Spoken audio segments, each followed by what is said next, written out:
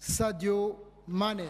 ҳамлавари бошгоҳи ливерпул ва мунтахаби сенегал Садио Мане беҳтарин футболбози қораи Африқо дар соли 2019 дониста шуд. Дар даври ниҳоӣ Мане аз ҳамдастаи хеш Муҳаммад Салоҳ ва бозингари алҷазоирии тими Манчестер Сити Риад Маҳрез овози бештар гирифта унвони беҳтарин футболбози қораи Африқоро дар соли гузашта ба даст овард. Садио Мане бо мунтахаби Сенегал то ба даври ниҳоии ҷоми миллатҳои Африқо баромада бо Ливерпул ғолиби Лигаи Чемпионҳои Аврупо гардид. Дар чемпионати Англия зинаи дуюмро ишғол кард. Дар мавсими ҷорӣ Мане дар Премер-лигаи Англия 19 бозӣ анҷом дода ба задани 11 гол ва 6 партофти головар даст ёфтааст. Ашраф Ҳакими.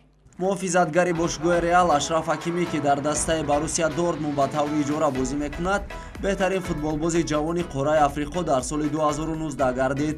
Ба ин мақом дар баробари Ҳакимӣ инчунин вингери бошгоҳи Виляреали Испания Самуэл Чуквуэзе ва ҳамлавари тими Лили Фаронса Виктор Осимхен номзад буданд. Асисат Ошоала ҳамлагари мунтахаби Нигерия ва бошгоҳи Барселонаи Испания беҳтарин бозингари сол дар байни бонувон гардид.